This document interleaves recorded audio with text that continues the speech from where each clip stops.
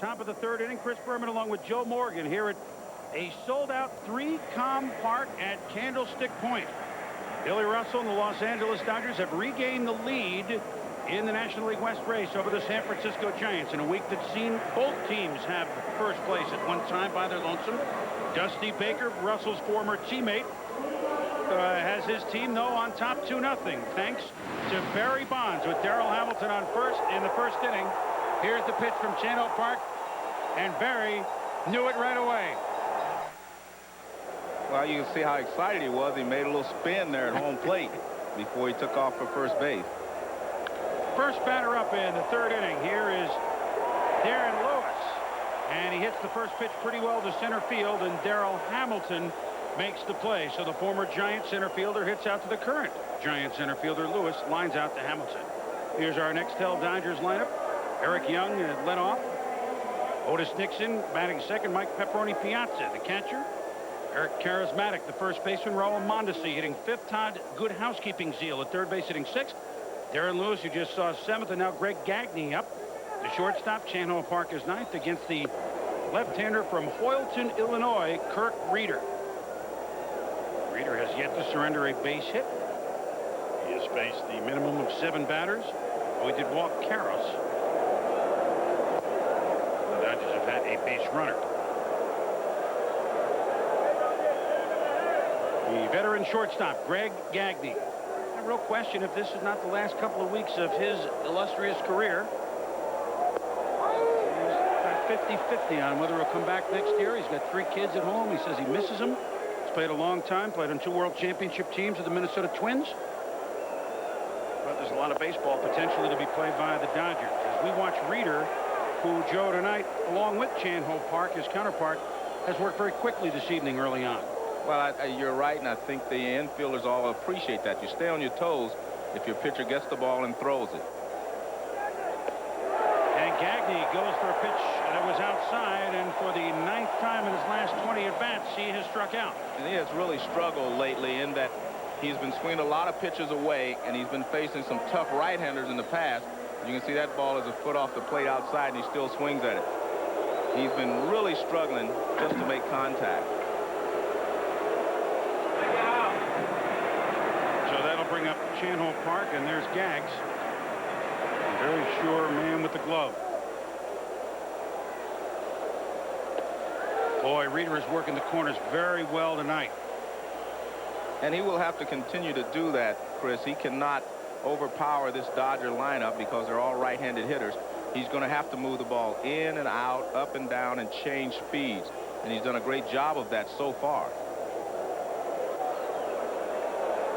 Off speed to Park. He hits this down the right field line. Stan Javier, though, had him played toward the line and makes the play.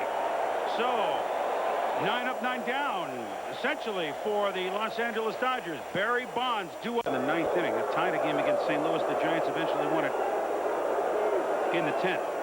I think one thing you're going to notice tonight is the Giants are going to be a little more patient. You have to give Park a chance to hurt himself by getting behind in the count, or missing with some pitches, and even walking a few hitters.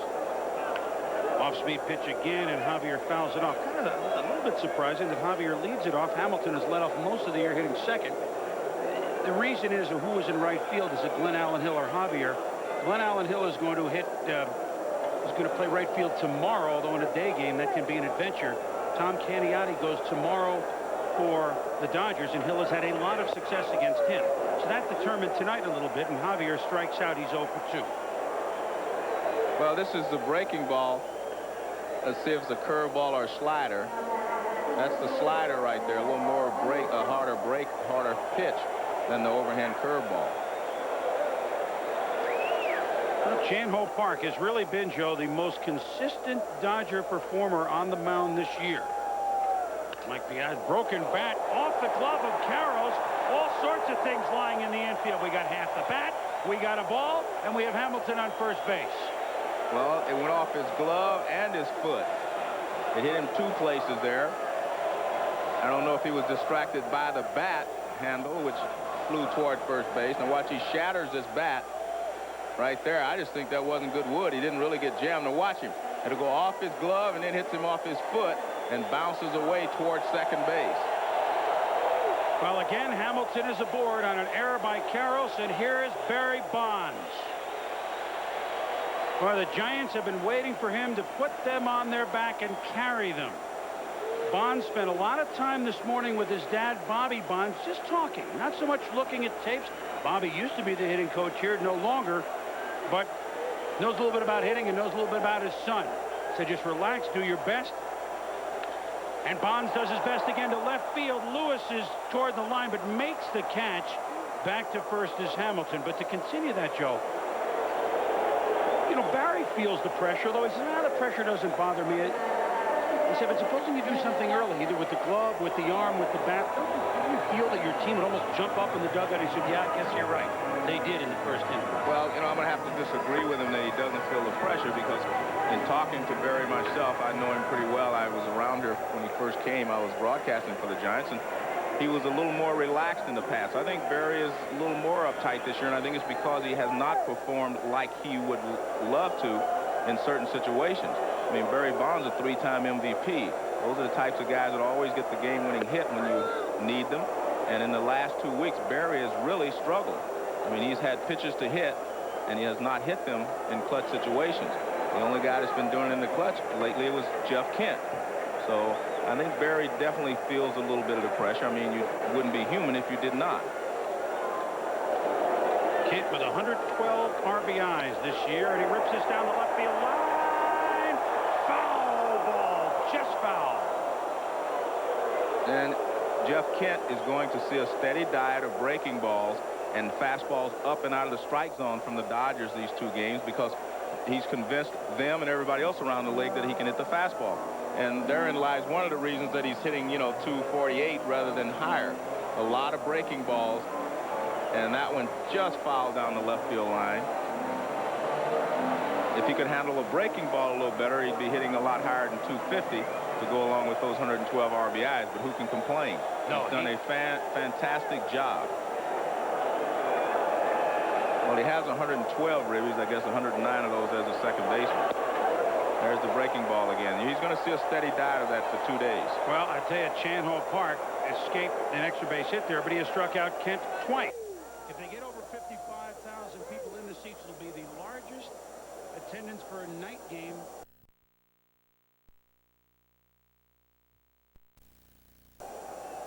And the largest crowd at all in Kansas, like 58,000 regular season.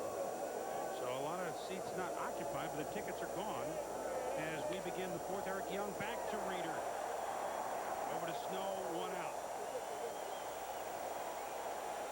No better rivalry than the Dodgers against the Giants. And who better to know it than a guy that bleeds Dodger blue himself, manager Bill Russell. I asked him about it earlier. It's just huge, and it came from Brooklyn. It's just, you couldn't have it any better. If you're battling for a pennant, last year it was us in San Diego. This year it's us and the Giants, obviously. If you had to write a script, if you had to pick two pennant contenders to battle out at the end, it couldn't be any better. Now, Billy knows about those games against the Giants. 18 years played for the Dodgers. Three-time All-Star. The Dodgers have won 953 total games. The Giants have won 979. Since they moved to the West Coast, the Dodgers have a 362 to 340 edge since moving to the West Coast. Pretty close, though, all the way along the line. Yes. Reeder is 2-0 on Otis Nixon. Nixon, of course, leads off sometimes. He led off the last couple of days. Nixon and Eric Young have changed the whole look of this ball club in two trades made by general manager Fred Clare in the middle of August. They've been table setters for the big right-handed bats, Piazza and company. Otis thought it was ball 4, but Bruce Fleming behind the plate said no.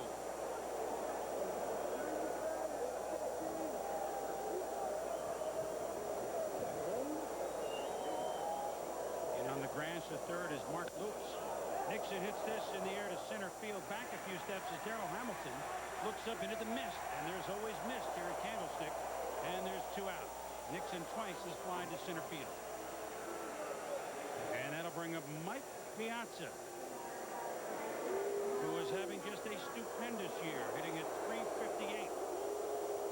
36 home runs, 111 RBIs. Just to put in perspective, with .358 for a catcher,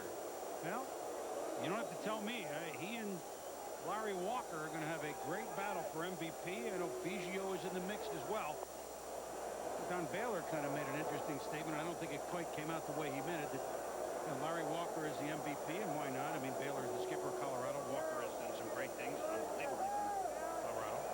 Piazza's a one-dimensional player. He kind of got the dander up of everybody on the Dodgers except maybe Mike. Well, I don't think you can make a statement like that. I mean, he's really improved his defense this year. And that one dimension is pretty good.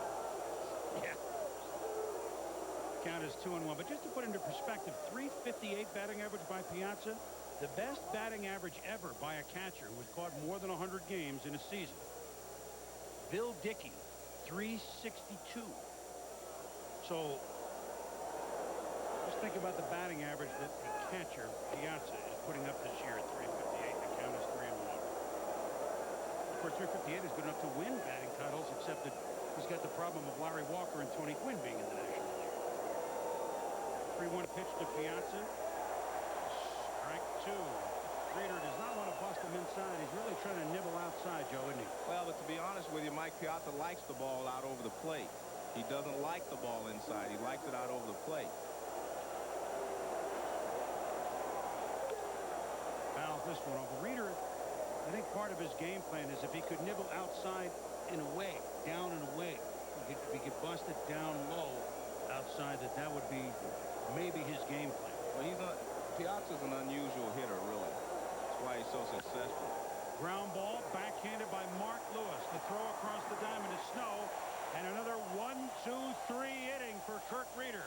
Heading to the bottom of the fourth here at Candlestick. 2-0 San Francisco. Well, that could happen here, too. I mean, it's been cold enough at Candlestick at times.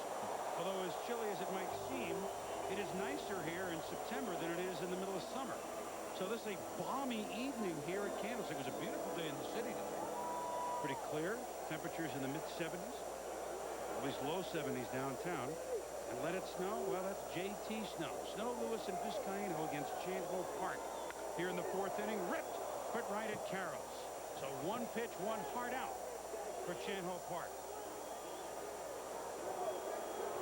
Well, JT Snow has really been very successful for the Giants since the interleague play started. He was struggling along, and after interleague play, I mean, he's really been hot.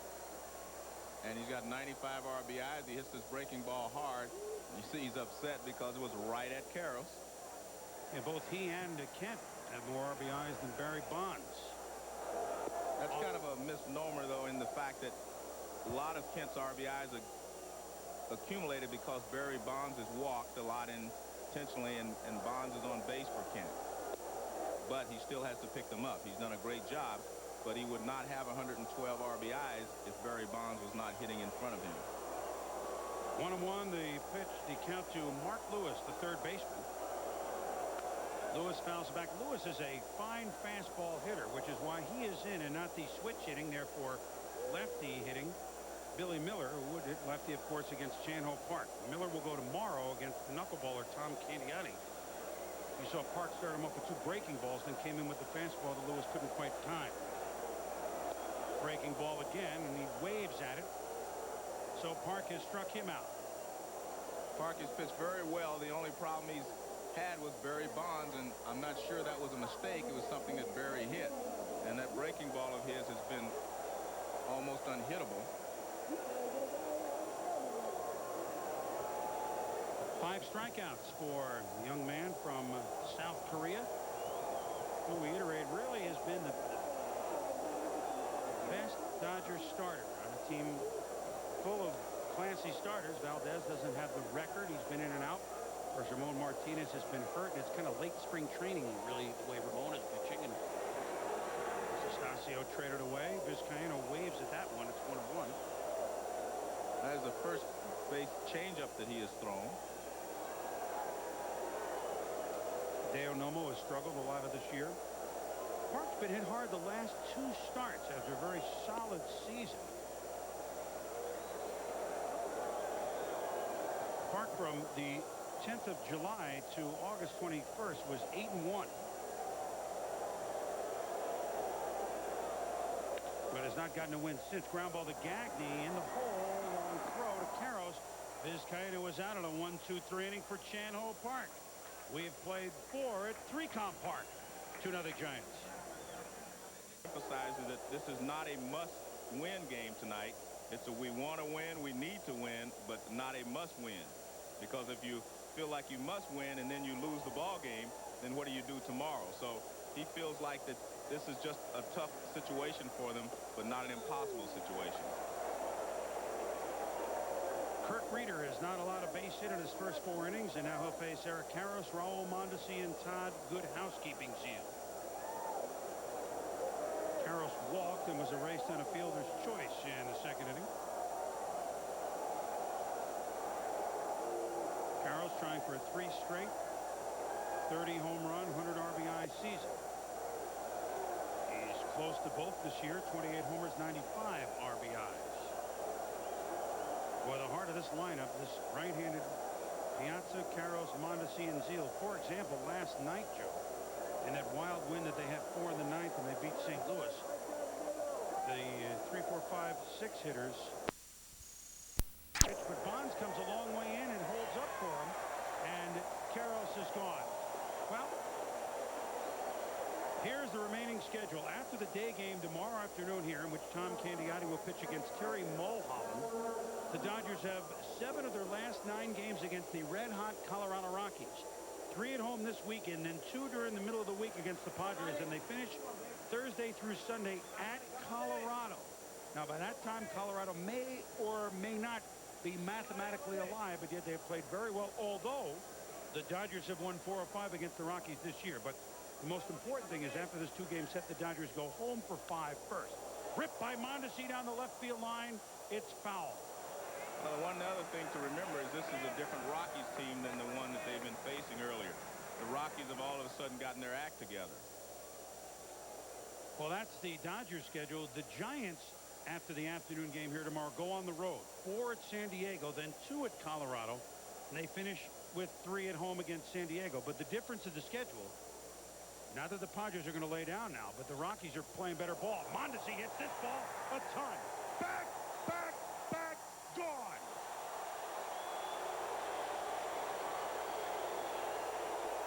No hitter gone. Shutout gone. 2-run lead gone. Mondesi's home run has made it a 2-1 ball game. One problem you will always have if you're left-handed pitching against this Dodger lineup is that if you make any mistakes, they will hurt you. You have to be sharp all night. He was supposed to get that fastball in, and he did not get it in. It was out over the plate, and Barry Bonds just stands there and looks for the next pitch. You cannot make those types of mistakes with these hitters. If you want the ball in, you have to miss with it in. Don't miss out over the plate with it. Well, that gets the Dodgers bench jumping, and why not? That was a no-doubter. Both home runs we've had tonight have been no-doubters. That was really tattooed. From Mondesi, home run number 27.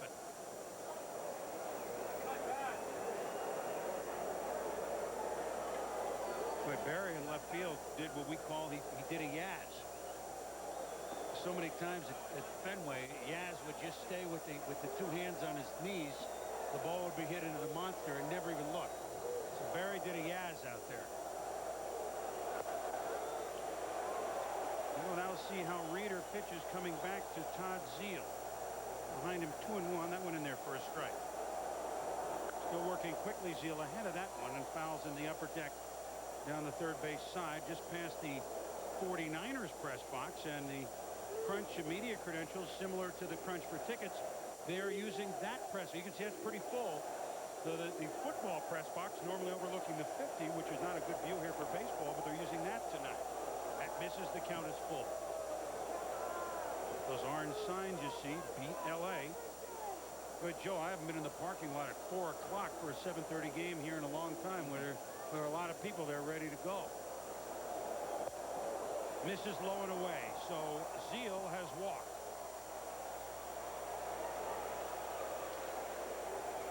Take a look at the pitch that Mondesi hits out. This is supposed to be a fastball inside.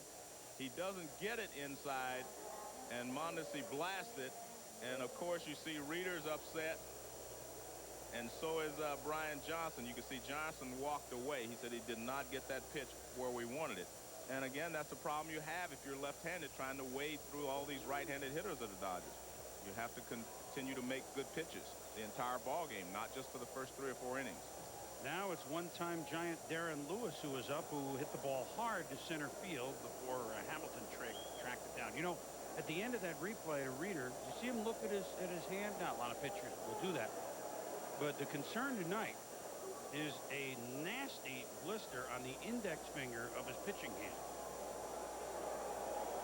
It forced him to leave his last couple of starts an inning or two earlier than he would have liked. The 1-0 game, which the Giants won in Florida Friday night, Reeder started it. But Kirk could only go 5 innings, not giving up a run, give up 6 hits. But it's 3 layers deep in the skin, Joe, so it's not as if moving back 2 days would help anything heal. They're hoping that it's certainly not humid here tonight, that might help it. But you cannot really do anything with the finger. You can't doctor your finger to make it, somewhat have a protective shield on it. Pretty much have to go with what it is. You can, you can spray it and do some things, but you cannot really sand your hand, if you will, which a blister you could. But that's something to Dusty Baker and all of us will keep our eye on tonight. If that blister forces him to go to the bullpen a little bit early. 0-1 pitch to Lewis. Off-speed pitch. Lazy fly to right. Javier there. Stan makes the play. Zeal back to first. 2 outs. How is this for a bad break, Chris? Peter McGowan, the managing general partner of the Giants, has to miss tonight's ball game because he's at the owners meeting in Atlanta, the biggest ball game of his ownership career, and he has to sit in Atlanta trying to decide about realignment. Well, here's the good news. He's one of our viewers tonight. So we send our best to Peter, and all the owners there are trying to figure out a very ticklish issue, realignment. Not that ticklish, Chris. Well, ticklish is more than that. That's a understatement. A 1-hopper that Kent will play over to Snow. And the Dodgers are gone, but not until Mondesi has gotten them on the board. We played 4.5, 2-1, San Francisco. Wins at 5-4. Well, thank you, Billy. And that shot of Lou, I don't know, there goes another food spread, Joe. Well, that's their Achilles heel, that's for sure. The Mariners, they try and put away the AL West, where the bullpen is the issue that they will have to deal with when they play the big teams. And bullpen is a question all of a sudden here. Well, not all of a sudden, but both the Dodgers and the Giants. Brian Johnson, Kirk Reeder, Stan Javier, 8-9-1 here in the bottom of the 5th against Chan Ho Park. And we were talking about the realignment. We have a saying in television, Chris, when things start going too quickly, you say, let it breathe, let the game breathe. Well, I think that's what the owners need to do to baseball. Give it a chance to breathe.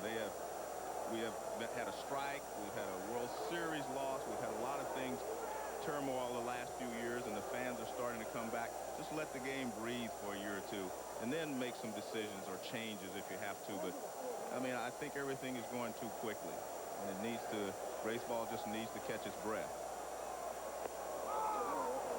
Nice job of pitching by Chan Ho Park. Johnson, who tripled in the 2nd inning, goes down looking, and that's 6 strikeouts for Park. And most of them have come on this excellent breaking ball, and that's almost perfect there, right on the outside corner. Not a lot that Brian Johnson could do, but he has had excellent control of this curveball, and that has been his big strikeout pitch so far in this ball game.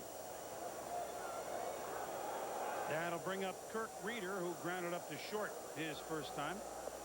Up, Zeal in on the grass at third base, and if I may just put a period at the end of your well-expressed sentence, they got a little juice this year with interleague play, and I think everybody liked it.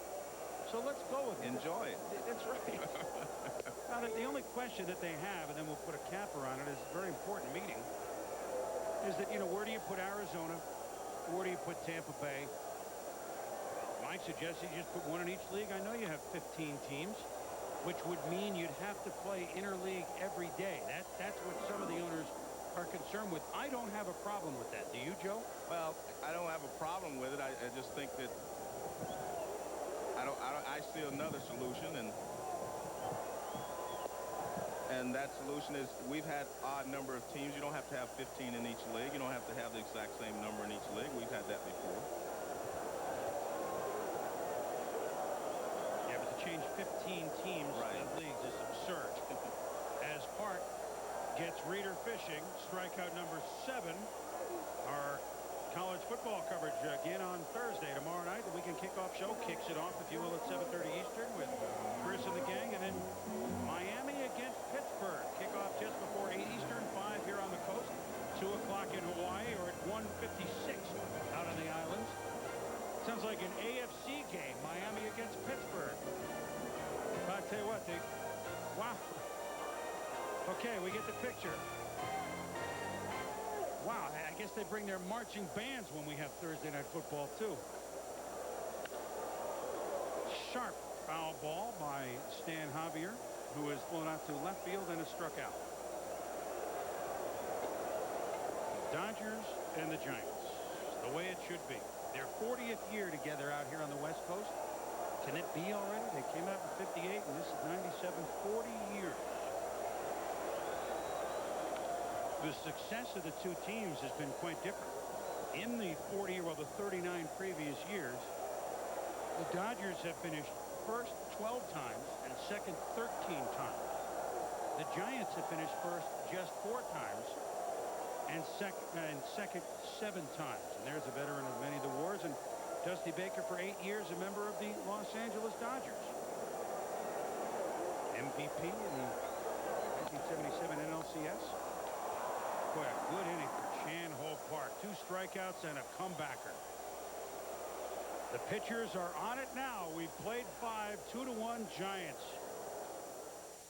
What do I want? I want to know I'm headed in the right direction. If he didn't hustle, he would let you know about it. Billy's nickname, we were teammates in L.A., was Clutch Man Billy. You know, if we needed a base hit, we had a number of clutch men on our team, but when you need a single late in the ball game, you know, there's no guy up there we'd rather have out there on the field than Billy Russell. A lot of admiration between those two. They remain good friends, even though they're managing, well, maybe the best rivalry in sports, Joe, but teammates a long time and solid teammates. And they ask each other about, the families and everything. And Billy came into Dusty's office when the team got to the ballpark today at about 3:30. Some nice words for each other. But it's business right now as Reader gets down to business and is ahead of Chan Ho Park 1-2. One thing to be aware of, Chris, both of these pitchers, no matter how well they're pitching at this point, the bullpens are still going to have to settle this ball game. Neither one of these pitchers are complete game pitchers. Chan Ho Park has 1 complete game the entire season. Reader has none. So that tells you that the bullpen is still going to decide this ball game. And it's just whoever comes out of the bullpen with the best stuff tonight, their ball club is probably going to end up in a win. That's if Reader and Park continue to pitch well. But you cannot expect either one of them to throw a complete game. Count is full now in Park. You saw Julian Tavares, one of those left end of your screen a moment ago. The Giants bullpen, he may figure prominently tonight. Roberto Hernandez, here's Tavares. And Reader comes back to strike out Park. And there is 1 out here in the 6th inning. Different sort of pitchers for Reader, and is just strikeout number 3. Whereas Park, much more power pitcher, has 6 strikeouts. Reader from Hoyleton, Illinois, and boy, his teammates razz him when they played at St. Louis this year, Joe. He took about a half a dozen of them to his hometown, not far. I say Illinois, but it's close to St. Louis. Really grew up a Cardinal fan, and his hometown is Big Sun, home of Major League pitcher Kirk Reader. It's a town of about 300. And first pitch, Eric Young grounded in the hole, and that'll be a base hit. If there's 60,000 people in the park tonight, that means there are 200 times more people in the park tonight than the population of his hometown. Well, Eric Young has been such a big addition here to the Dodgers. Came up through their farm system, so he's coming home, kind of. Had 3 hits yesterday, and that's his first hit tonight. So he is always a threat to go. Last year won the stolen base title in the National League as a member of the Colorado Rockies.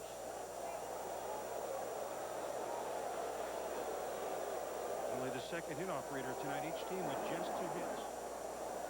Otis Nixon, he's such a good punter. Lays it down. No one's at first. Boy, Otis is so fast, and Kent just never had a chance to get over. Yeah, but that's J.T. Snows. faults right there. Anytime there's a push bunt or you don't sacrifice, it's not a sacrifice, the second baseman doesn't have time to get there. If he doesn't show bunt, the second baseman can't get there. See where the second baseman is? He can't get there. Now, there's no reason for Snow to come after that ball. He has no play. So he has to go back to the bag. Anytime there's a push bunt, the bag belongs to the first baseman. If you square around, you give the second baseman time to get to first base. And you can see where Kent was. He's playing for a double play. He cannot get to first base unless the hitter squares around, and he didn't do so. Well, now the game plan of the Dodgers is obvious. The table setters are on, and the big bopper is up. Mike Piazza. Strike on the outside corner. And this is why Piazza's had such a great September since Nixon and Young have been over there. They have been on base a lot, given him opportunities to drive in runs, and not allowed teams just to pitch around him.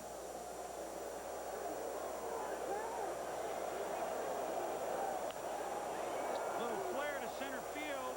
Hamilton on, makes a fine running catch. It just held up there long enough for him to make the play. And there are 2 outs. And that's what you have to do to Piazza. Again, he likes the ball out over the plate. So Reeder does a good job of getting this ball up and in. That's the exact spot you can pitch him. Now watch, they go inside, up and in. He didn't get it up as much as he might have liked, but he got it inside. See, you see how he shortens his arms to try to get to the ball. You get the ball out over the plate, he extends his arms, and that's when he really drives the ball. So Reeder pitched him away the first time up. He comes inside this time, and he's successful. But you have to keep him honest and pitch him inside. Big out, but Reeder not out of the woods yet. He's gotten Piazza all 3 times. This is Eric Karros, 0 for 1 on a walk. Off-speed pitch on the outside corner, strike 1, called by umpire Bruce Fremming. Lots of wheels on the base paths. Eric Young at second, Otis Nixon at first.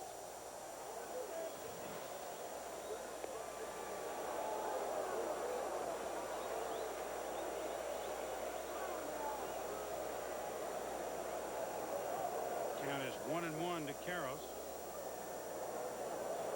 With Raul Mondesi, who homered his last time up, on deck. Good move there by Reeder. Eric Young and Nixon were trying to have a double steal right there, and Reeder changed his timing to the plate and turned and ran Young back. Guarding the line is Lewis at third base. Deep. Reeder, though, works him outside and low. Count is 2-1. We told you that Karros is close to getting 30 homers and 100 RBIs again. Done it 2 straight years. The first Dodger first baseman to do that since the late Gil Hodges.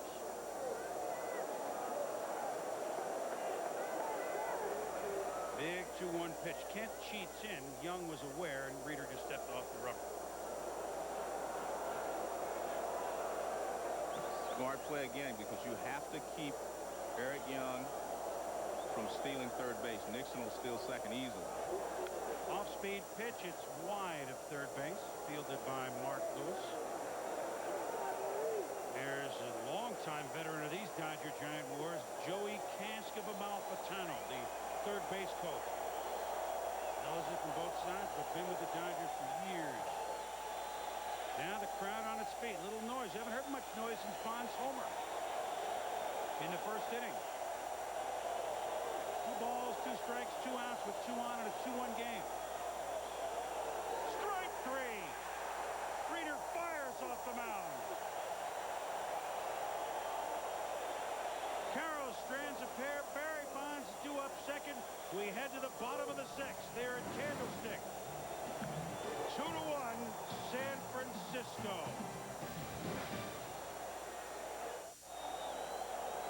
Two to 1 Giants, bottom of the 6th inning, but with 2 on, some big pitches to Piazza and to Karros made by Kirk Reeder last half inning, Joe. This is a great pitch to Piazza. Jamming him is the only way a left-hander can really handle him consistently. And this is a beautiful sinker down and away to Karros.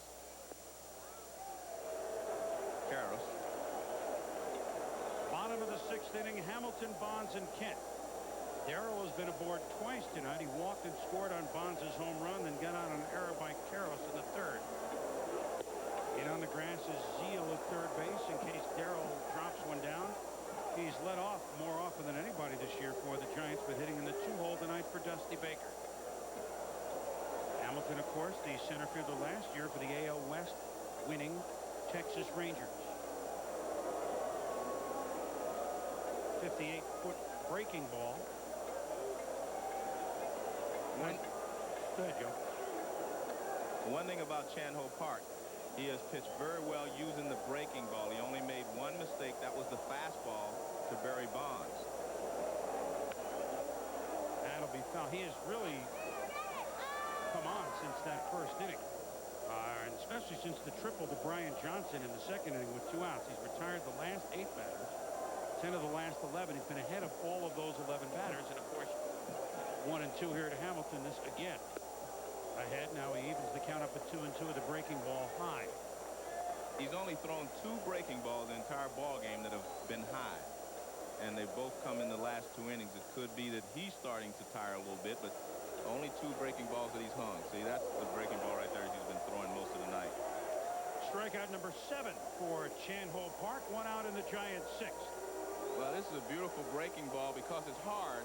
You don't have time to wait and decide whether it's going to break out of the strike zone. It looks like a fastball, and then it breaks down and out. See, that's a hard curveball. That is not your slow curveball. And the buzz is for Barry Bonds.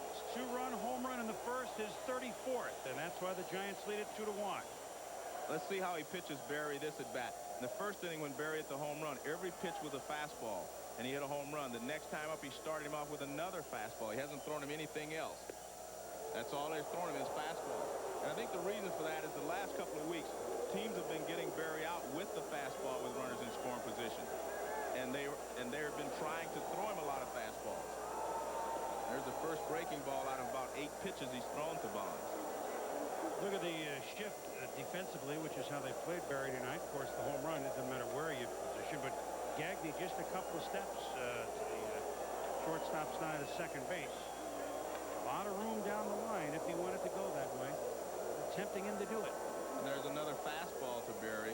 So I think you see the pattern that, the Dodgers are probably going to use against Barry Bonds. I mean, they're going to try to throw him a breaking ball to get him to chase it out of the strike zone and try to get him out with a good fastball. Piazza gave the high fastball sign 2 pitches ago. Breaking ball, nice backhand. Not that it meant anything in this particular situation with nobody aboard. Count is 2 and 2 to Bonds. The umpires are dressed a little differently if you have a chance to look at them. Their gear did not arrive, and they were around borrowing stuff from the Dodger clubhouse and the Giants clubhouse trying to get their uniforms together. Well, look, they're all wearing Giants hats. So if you're a Dodger fan, don't think they're rooting for the Giants tonight. It's those are the only ball caps they could find. It's Charlie Williams at third, Brian Gorman is at second, Mark Hirschbeck is at first, along with Bruce Fremming behind the plate. So they look a little unkempt. We're just glad that we could get some equipment that never made it tonight. Well, you see, they're not trying to throw a strike to Bonds with that breaking ball. They're trying to get him to chase something out of the zone. 3-2 pitch on the way. Breaking ball, we'll do it again. That was not a good pitch there from Park. He got away with it, but it wasn't a good pitch. This pitch here is just kind of spinning. It's not really a good breaking ball. That's not his sharp breaking ball. You can see that ball is just spinning. In fact, that's why Barry probably missed it. It looked more like a backup slider. Ground ball directly at Todd Zeal. Very quick throw and short hop by Eric Karros. Boy, that's 2 that he is dug out of the dirt. Nice play at first by Karros, and Bonds is gone. Barry Bonds has batted 3 times, and all 3 times he has hit fastballs. And again, I think that's because of the scouting report they give. You see that sign there from Piazza. They wanted a fastball up. Fastball again, breaking balls in the dirt. He hangs this one, but then he comes right back with a good fastball low and away, and Barry's late on it. So I think that they feel like Barry is not hitting the fastball as well right now as he has most of his career. Here's a fastball to Jeff Kent. That's hanging outside for a ball. But you still look at Piazza behind the plate, and I know he's worn it most of the year, Joe, but that silver That all silver look back there. He almost looks like a gladiator, doesn't he? He just looks different. Breaking ball in there for a strike to count. And a lot of people do not realize that a lot of pitchers use equipment to throw to for strikes. See his kneecaps there? If they're usually red or they're a different color, and a lot of pitchers use that. They throw to the left knee for a fastball in and to the right knee for a fastball away. But with him, they can't do that. Kemp swings through that one, 1-2. A lot of great pitchers in the past have used, the catcher's equipment to get their, to get their balls exactly where they want. They're throwing it right at that kneecap. But he's defeated that purpose, and that with it being red, it was always kind of a target. But he doesn't really give you a target with that. You have to find the glove. You throw right at the chest there. Oh, fastball blows Kent away. 9 strikeouts for Chan Ho Park. He looked like he may have pulled something. We'll see how that develops. But 9 Ks, Kent being the last one. Big turnaround yesterday as far as all of these 3 teams are concerned. Mondesi has hit his 27th home run his last time up. Count is 2-1. But you're at the number 4 looms awfully large in this division. The slam by Bonilla to beat the Rockies, as you described, against Florida. Nice pitching by Reeder as Mondesi fished at that. The 4 runs by the Dodgers to win yesterday, and then the 4 runs by Atlanta off of Rod Beck on Monday to beat the Giants. And those 3-4 spots really the number 4 number to look at in this division these last 2 days. Count is 3-2 to Mondesi. Crowd wanted that one, as did Reeder, but nothing going, says Bruce Bremick. Julian Tavares, as we figured, will be the first man up for Dusty Baker.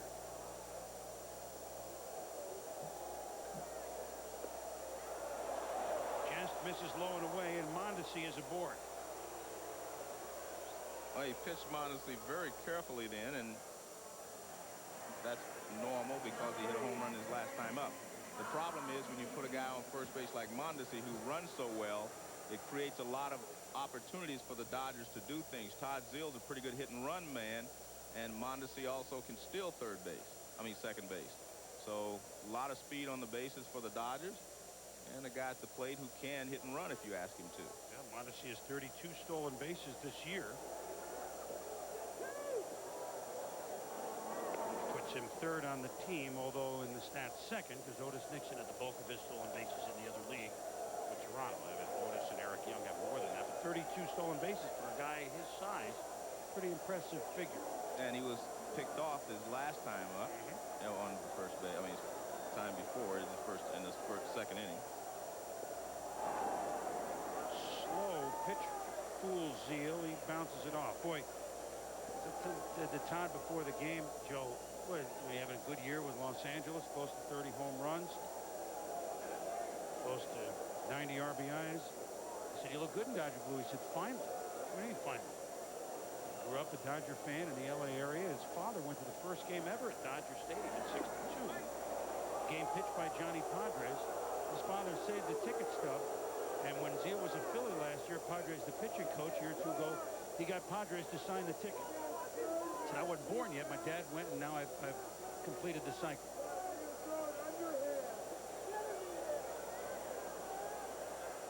Reeder tried to get Mondesi leading the other way. It's not that Reeder has such a great move to first base. I think it's just that Mondesi has not really learned to read pitchers yet in order to pick up their move to the plate, especially left-handers.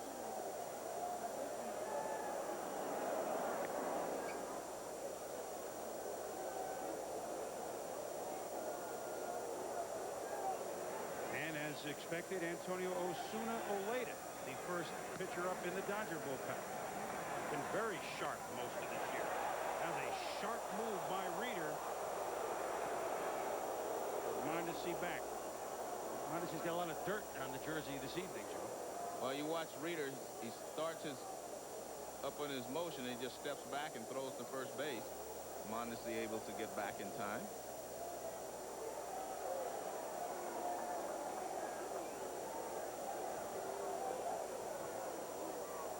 A lot of room in the whole Brazil with Lewis guarding the line. Vizcaino there to double play depth. So the ball deep in the hole to shortstop should be a base hit Brazil.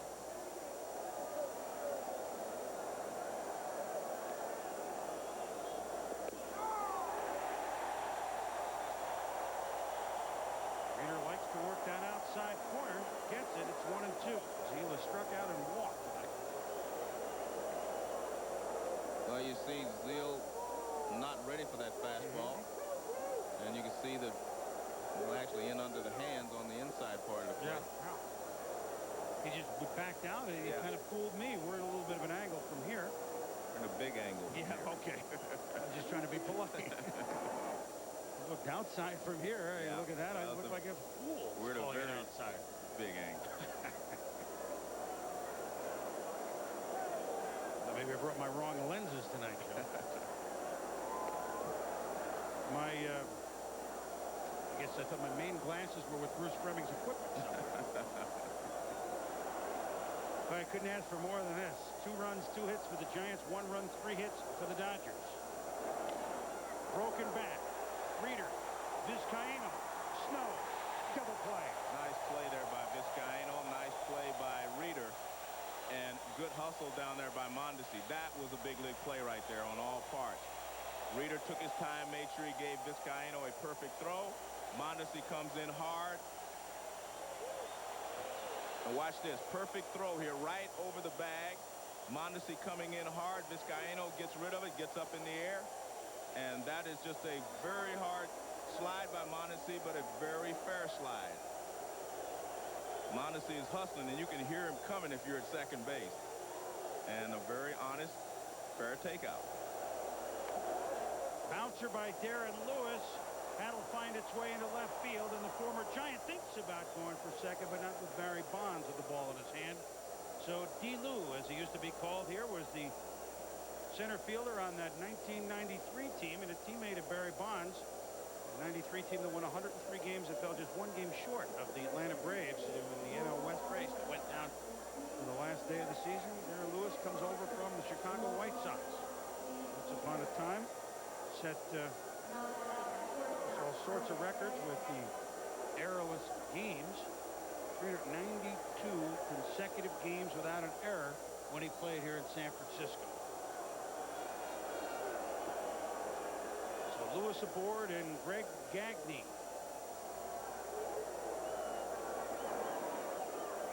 Darren Lewis not as big a threat to steal second base as Mondesi was.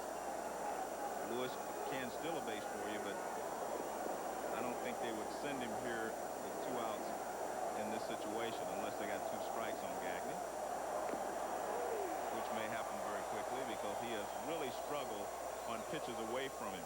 I've seen him play a lot lately, and I mean, he's run against some tough pitchers. Schilling struck him out, 3 times in a ball game, but then he came back, got a big hit against Vitalico. So he never gives up, but he has been struggling a lot lately. Well, a future Hall of Famers in the on-deck circle. Eddie Eat, Drink, and B. Murray to bat for Chan Ho Park.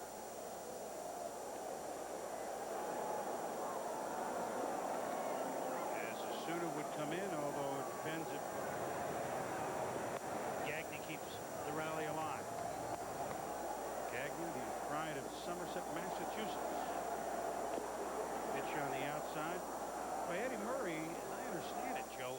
Would be a potential decision, even though he was not up. I read this 2 different ways, and I actually meant to ask Fred Claire about it. I believe, even though he was a September call-up, that he could be a postseason player with the Dodgers. That would surprise me. It would surprise me too, but I read that. That's why I meant to track Fred down and say, is this right? But he's gotten a few whacks at the plate, a couple base hits as a Dodger, second tour around with them, hometown, city of Los Angeles. I thought maybe you could replace an injured player. I'm not so sure that you can do it any other way.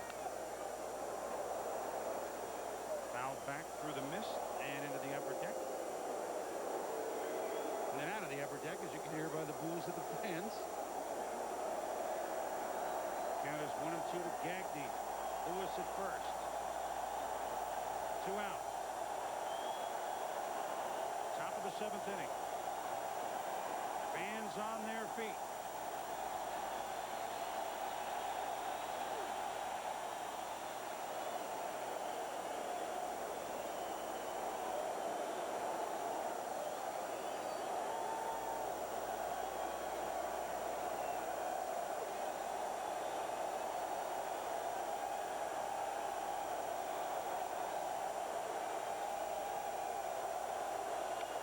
Ground ball, Reeder. To Snow. The Dodgers are gone. We head to the bottom of the 7th inning stretch time here at 3Com Park. 2-1 San Francisco. 2-1 in a sharp ball game between two great rivals and dripping with pennant implications. And speaking of which, less than 2 weeks from now, Tuesday, September 30th, ESPN begins its coverage of our division series. We pretty much know most of the teams who should be headed there. Will it be Dodgers or Giants? 2 games on Tuesday, 2 games on Wednesday, a game on Thursday, a game on Friday. We go from there. The majority of the opening round of the playoffs, the division series, right here on ESPN. Chan Ho Park. He had a little twinge his last inning, but he's back to pitch. The 7th against J.T. Snow. Here's the twinge we're talking about, Joe, as he retired Jeff Kent. What? It looks like no problem. Just caught his foot a little bit. It wasn't any arm problem, and so he works to Snow, who he has struck out and got him on a line shot to first base. J.T. has 25 home runs, but 24 of them have come from the left side of the plate. Although he is in a big-time slump, he just won for his last 25, high and away, 2-1. Well, we showed you that Chan Ho Park kind of caught his left foot as he landed, and I'm not so sure he doesn't feel a twinge there, because those 2 fastballs he's thrown to J.T. Snow doesn't have the same pop on him that the one he struck Kent out with in the last inning. 2-2 to Snow. At Chan Ho Park, along with his teammate in the bullpen, Darren Dreifert, just since they started the draft, 65, the 17th and 18th players to make their professional debut in the major leagues. Snow tries to go the opposite way, but just foul, says Charlie Williams. Of course, Park has pitched some in the minors, but he started with the LA Dodgers, so he was the last, he and Dreifert, the last National Leaguers to do so, Joe, to start in the, he got the ball, made the call. The last National Leaguer to do that, to start in the bigs, was Bob Horner, so that's a while back. Olerud and Jim Abbott, the last American Leaguers, 89, Toronto and then California. 2-2 pitch on the way to J.T. Snow. Fastball high, full count. Mark Lewis on deck. Roberto Hernandez now throwing in the Giants bullpen. Tavares is down. There's Lewis. Off-speed pitch, it fooled him. Skied into the mist. Gagne looks up. Young looks up. Gagne makes the play. Almost a little bit of miscommunication, but Gagne makes it. 1 out. Never miscommunicating. The judge, Bill Pito. All right, Chris, Colorado and San Diego. Wally Joyner here for the Padres in the 6th inning. His 13th home run of the year. Each team now has 2 home runs in the game, and the Padres lead the Rocks by the score of 5-4, playing the top of the 7th. All right, Billy, thank you. Situation here developing. Bonds a 2-run homer in the 1st. Mondesi solo home run in the 5th. 2-1 San Francisco. Mark Lewis, fly ball to right and a strikeout. Park has 9 strikeouts. His career high is 11. He recorded that earlier this year in July in a game in Atlanta. 1 hop to Zeal, to Karros, and 2 are gone. So this is the last out that Chan Ho Park will get as the pitcher spot leading off the 8th inning for the Dodgers. Or this next out, I should say, Joe. Back to Larry Walker for a minute. 47 homers. McGuire at 53 today. Griffey 52. You know, once you get to about 55, that's just to put it in perspective.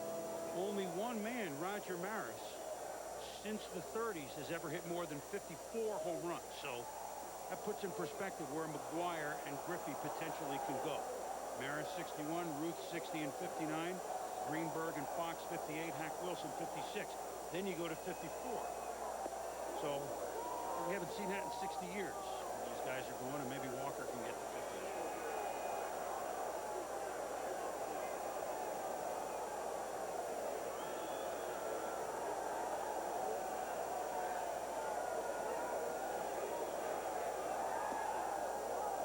Inside pitch. Vizcaino missed it. 1-2. Zeal had been in on the grass. Now with 2 strikes, we'll move back. We've seen Park go to the changeup here in this inning. That's why I also feel like maybe he doesn't feel as comfortable out there as he was earlier. He had not thrown many changeups in this ballgame. He's thrown 3 this inning. Well, let's put in perspective what he has done, Joe, because he's given up a home run to Bonds in the first and the triple to Johnson in the second, and that's it. And it's just the 2 hits.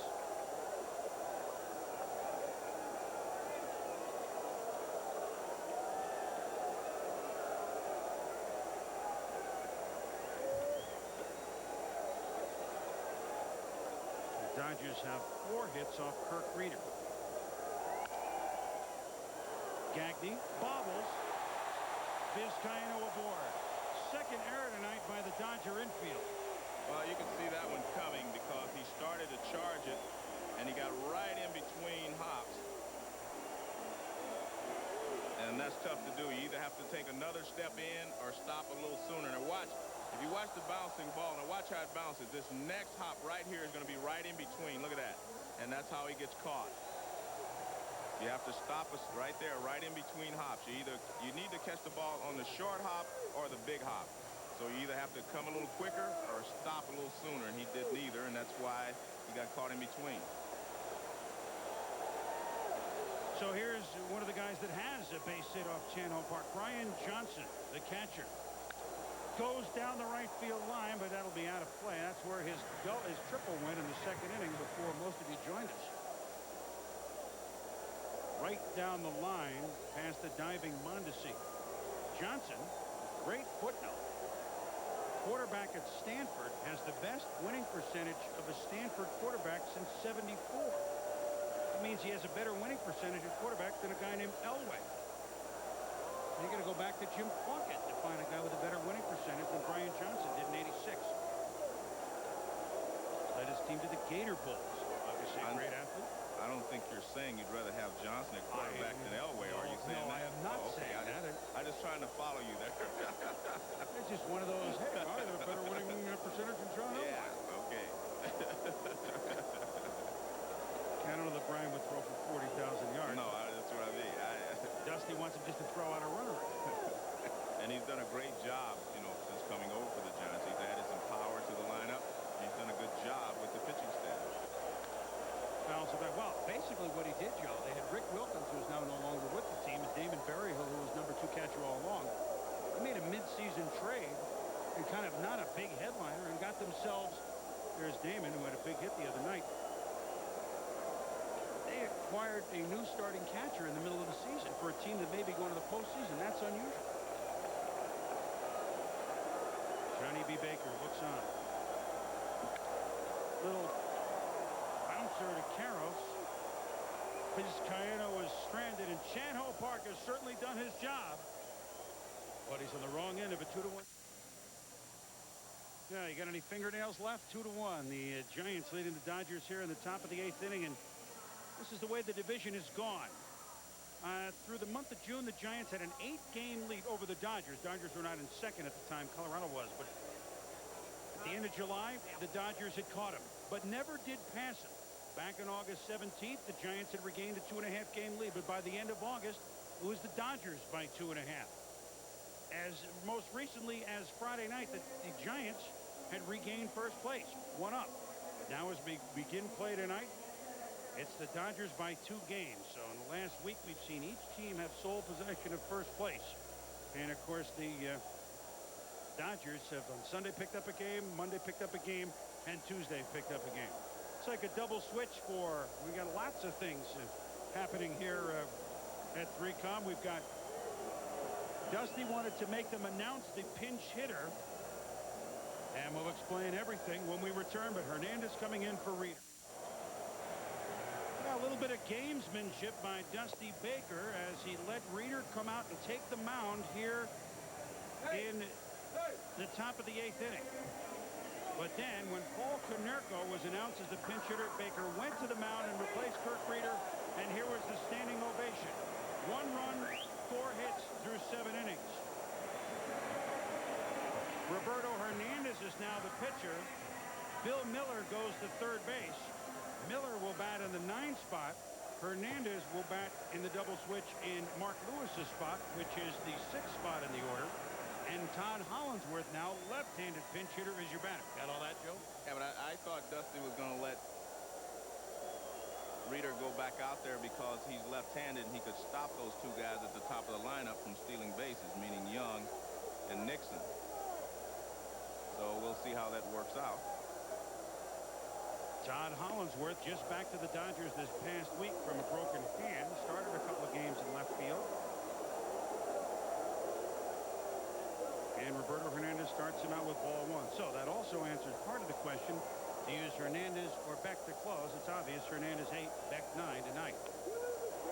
That's the plan if the score remains here at 2-1. Well, I think Dusty has a little bit of a dilemma in that, you know, he has 2 closers, and Rod Beck has been with him for a few years, and he has Hernandez who's come along who knows how to close as well, and he's just trying to pick the right spots for each one.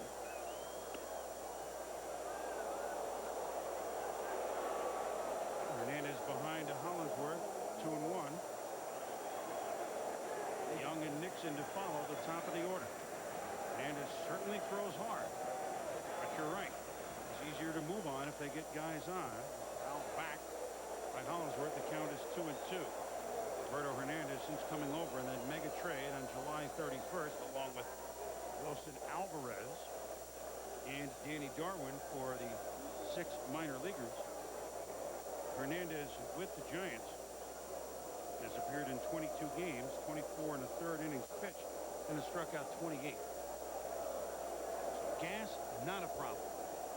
I think one thing you have to do if you're Dusty Baker is say, I have to forget about feelings at this point because I can't worry about one guy's feelings. I have to worry about 25 guys.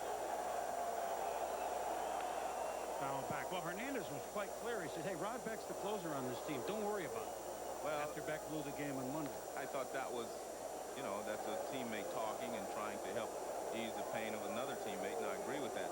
But I think you have to look at, with 11 games left, you have to say to yourself, you know, who's throwing best today, not who's thrown best the entire year or who's thrown best for me the last 3 or 4 years. Who's throwing best today is what you have to deal with because you're running out of time. You can't afford any more mistakes this late in the season. Just misses inside. The count is full to the leadoff batter Hollandsworth here in the 8th. Chris Berman along with Joe Morgan. So glad you could be with us. Fastball. This is off the plate inside. Brian Johnson tries to pull it back.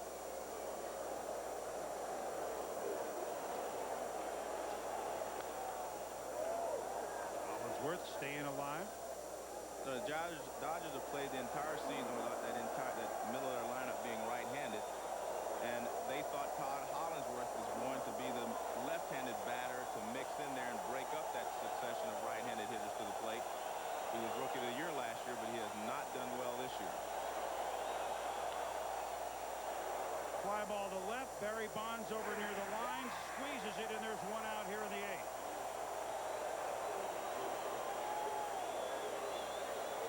Now Kurt Reeder certainly not in the locker room showering. He's the most interested spectator of them all. He's trying to get the win. Of course, he stands to get the win. He has won his last 3 starts. This would be 4 wins in a row if the score remains the same. We've got a lot to go as Eric Young is up. He singled his last time up. Eric 1 for 3. And remember, the Giants have not given him a lot to work with in those last 3 or 4 wins. I mean, won 1-0 in Florida, and he's winning 2-1 today.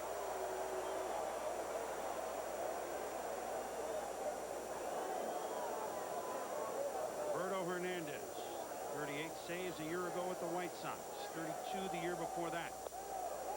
He's had 238 seasons, two seasons where he saved 38 ball games. So he's very capable of being a stopper. I mean, I don't think there's any doubt that he and Beck are interchangeable.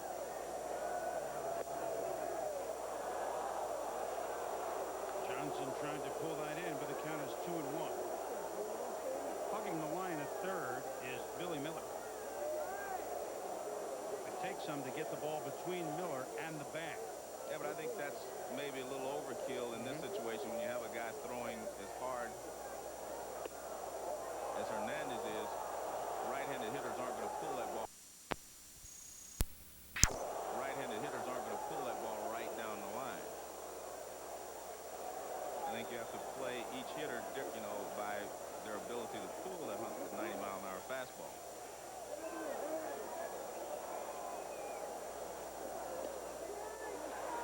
Just what you don't want. Walk Eric Young. So the one out, Young is aboard, and with both starting pitchers out, we should say that both painted the plate and painted the town very nicely. Our pitching summary brought to you by Sherwin-Williams Paint and Wallpaper Stores. Chano Park just gave up the 2 hits, one of them a 2-run homer to Barry Bonds, and did not allow a hit past the second inning. As for Kirk Reeder, gave up just the 4 hits and the 1 run on the home run by Mondesi in the 5th. Both pitchers have been steady all year, and that's certainly what we got tonight, Joe, and both worked very quick. Back to Hernandez. Throw is wide of Kent, and he could not even think about turning, although with Otis Nixon, that would have been a tough turn anyway, but certainly not with that toss. No shot. Well, a poor play there by Hernandez. I mean, you have to make sure of one. He almost threw this ball in the center field. Now watch, he throws off the wrong foot. Now he doesn't step with his left foot. Look at that. He's throwing off the wrong foot, off balance, and he's lucky that Kent does a good job of stopping his momentum and making the play. Kurtz has turned to turn. Well, he was just happy to get one out of that. Well, but as a result, the lack of turning a double play has put Nixon at first and Mike Piazza up. Well, it also puts a little more pressure on Hernandez here to hold Nixon close at first. And anytime you have a base stealer at first base and the pitcher has to give some of his concentration to the base runner, it takes a lot of his concentration away from the hitter at the plate. So you have 2 choices here. Forget about Nixon and go after Piazza, or try to hold him close and get Piazza. Piazza against Reeder flew out to center field twice and grounded to third. Now we'll try his luck against Roberto Hernandez. If you're Hernandez and you throw 90+ miles an hour, you feel good about that, you have to pitch Piazza inside.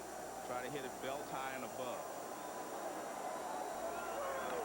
Like that. Only maybe a little higher. It's the first time they've faced each other, Joe. Even, I mean, perhaps in the spring, the Hernandez White Sox, Dodgers at Vero Beach. See that ball running in on him? See that ball right in on him? It keeps him from extending to get to it. And that's what you have to do to try to contain Piazza. Doesn't mean he's not going to get a single or not going to get a base hit, but it means that he's not going to drive the ball on you. And this is a situation where you definitely do not want him to drive the ball.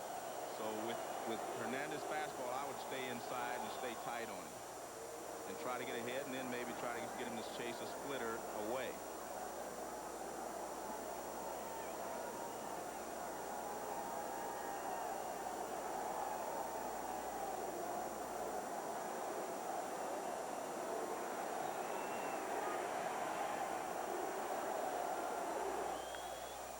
Fly ball to right field. Long run for Javier. Is there room in the corner?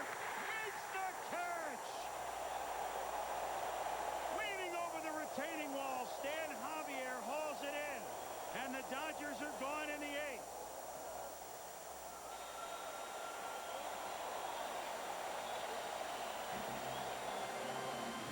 from the corner and foul ground. Hello! We head to the bottom of the 8th inning. Reader likes it. So do the Giant fans. Their lead is still 2-1. Baker's eyes late last year. Fouls it off. We'll do it again. Well, he's facing Osuna, who is one of those international house of pitchers that the Dodgers have. Hails from Mexico, 24 years of age. Last year appeared in 73 ball game for Moson's Charlie Huck. In 1976. There's Dale Nomo, pitching staff from all over. Todd Worrell at the end of the bench. Okay. Little flare to center field. Coming out is Otis Nixon. Going out is Eric Young. And he can't make the play. Miller halfway to second. Will go back to first. A tough play, although the mist has disappeared a little bit. I think you get a good view of it. It just was a ball that was in no man's land, Joe. A tough play for the second baseman. Well, for one thing, Otis Nixon's playing rather deep there for Bill Miller, who does not hit a lot of home runs. So it was left up to Eric Young to go out and get it. See, this is a shallow pop-up, but it was high enough, but the center fielder was just a little too deep. And it drops in between Eric Young and Otis Nixon. You're saying all that speed out there between Nixon and Young. Miller is watching it all the way. Just if it was booted, he would have charged the second, but potentially a crucial insurance run as Stan Javier up following that fine catch off Piazza to end the Dodger 8th. And you're probably going to sacrifice him over, yes. Good punt. Osuna signals he'll take it. The throw to Young. Miller to second base. 1 out. And I think that's good, smart baseball there by the Giants, because one more run in this situation means a lot.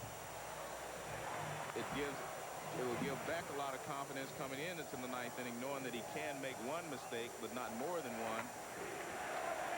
And it'll take a lot of pressure off your defense. Just an excellent bunt by Stan Javier, who does everything fundamentally correct.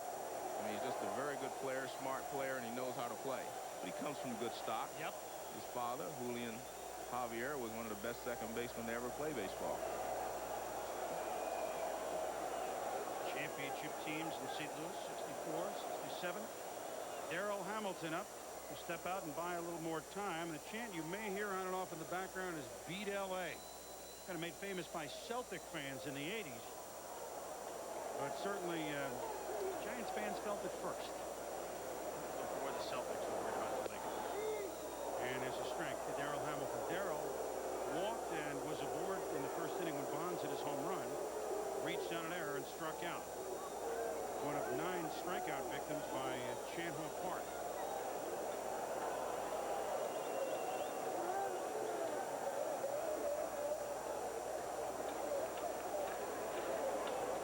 Off speed, back to Osuna, looks Miller back. Then throws the first to retire Hamilton. So there are 2 outs, and here comes Barry Bonds. And I saw the ball game last night in St. Louis. Bill Russell walked Mark McGwire with a tying run at third base, which meant that Mark McGwire was the winning run put on base. And tonight they're going to walk Barry Bonds. And I think this is normal. But this is also the reason that Jeff Kent has 112 runs batted in. They walk Barry Bonds in these situations, and Kent has been able to come through throughout the season. He's just had a tremendous season. And I don't think anyone has actually been more valuable to their team than Jeff Kent, but he doesn't have the numbers that Piazza has or the numbers that Larry Walker in Denver has. So I really think that, you know, he's not going to be able to win the most valuable player award, but no one has been more valuable to their ball club than Jeff Kent. Well, you saw the numbers. This is the 130th walk issued to Barry Bonds this year. That's the high in the major leagues. He has walked more in the 90s than anybody. So he's used to this trudge, but now the Giants have a chance to do some business. They lead at 2-1. Bottom of the 8th with 2 out. Miller at second, Bonds at first. Jeff Kent. And 1+ for Kent. They have been getting him out with a lot of breaking balls all night, but Chan Ho Park had a good curveball. Osuna is more to Kent's liking, a lot of hard stuff. So he may have a better opportunity here than he had against Chan Ho Park. Well, against Park, he got the silver sombrero, 3 strikeouts. Will his 4th at bat be quite different? Fans on their feet.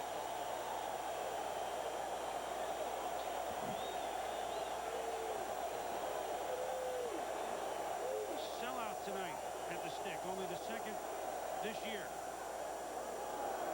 And a strike call. Actual attendance 56,625, which would make it a new record regular season night games here at 3Com Park at Candlestick Point. Will they go home happy? Or can the Dodgers rally for the 4th straight game for a win in their final at bat? Ron Beck will have a lot to say about that.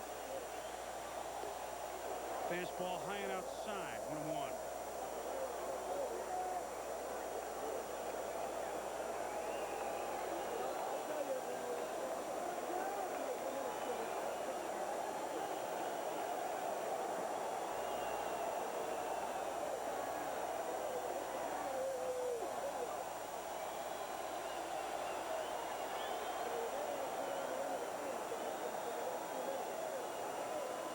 Needs a little more time.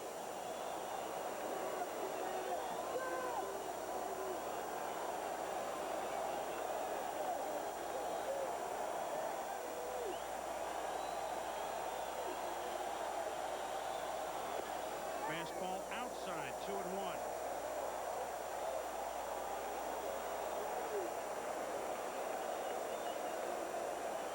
Mark Breeder. Hoping that he can get win number 13, but there's a long way to go. I know the way the Dodgers have been rattling it late.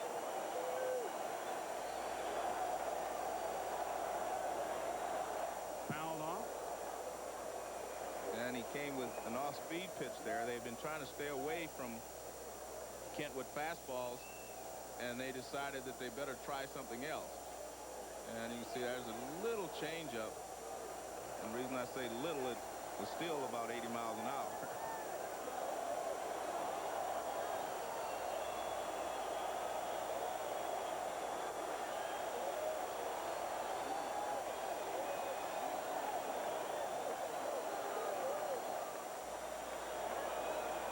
Fastball swung on and missed by Kent. He's been struck out all 4 times tonight.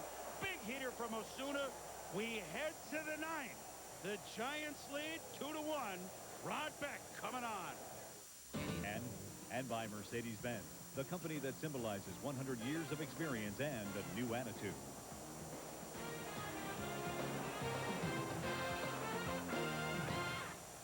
We have reached the 9th here in San Francisco with the Giants leading 2-1. Eric Karros, Raul Mondesi, and Todd Zeile up. But although we kept showing you Rod Beck and he had been warned, it's Roberto Hernandez in a surprise to pitch the 9th inning. He, of course, pitched the 8th. Well, it's surprising because Dusty Baker said that Rod Beck was still his closer. But I can definitely understand what he's doing. Hernandez gets a strike and a foul ball by Karros. One thing to keep in mind, this is the first time regular season that any of the Dodgers have seen Roberto Hernandez. So maybe that plays into Dusty's thinking for this night, Joe. Well, we'll have to ask him what he's thinking because, like I said, it's contrary to what he said before the game. Well, we did ask him before the game, is it Beck still your closer? Is it Hernandez? Do you change depending on the situation? Here's his answer.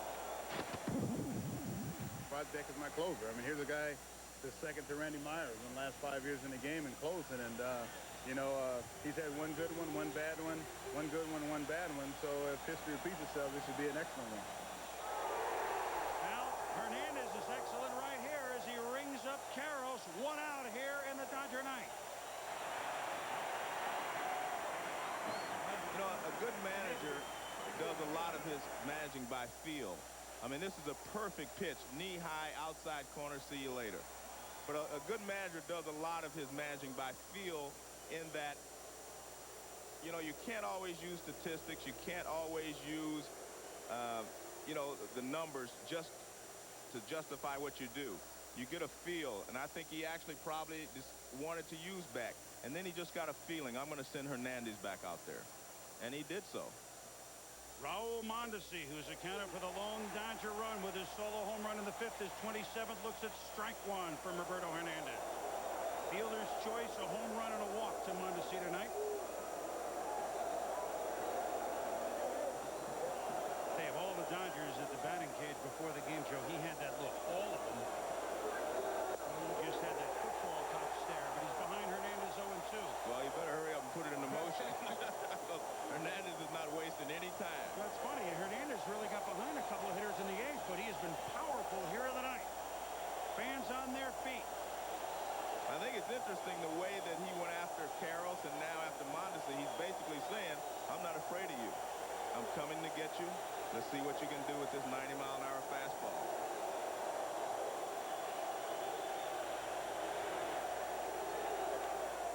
Foul a little above us to the upper deck. We'll do it again at 0-2. So even on 0-2, he's coming right in. And it's interesting because 0-2, you can get Mondesi to chase something out of the strike zone. And he has a good splitter. And he also has a good high fastball.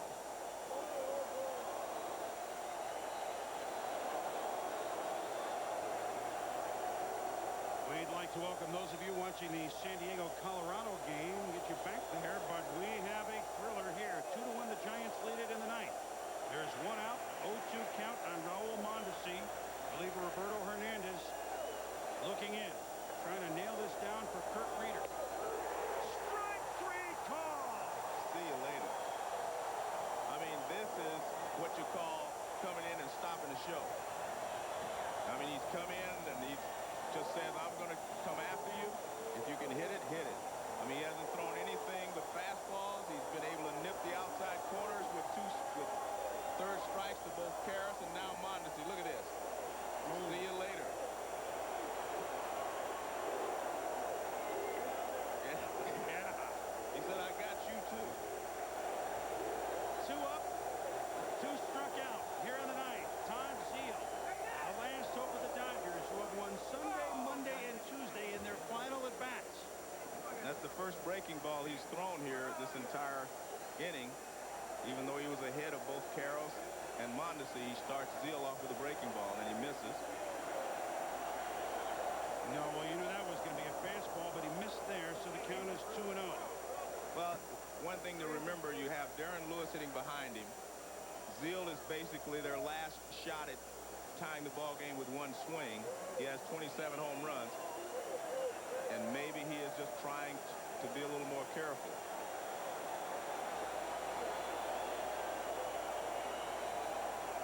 Ground ball to short. Vizcaino backhands. Snow. The Giants win it 2-1. The Dodgers lead is down to 1.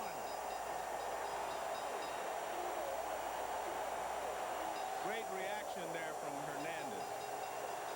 That's why Dusty Baker likes him, and his teammates love him.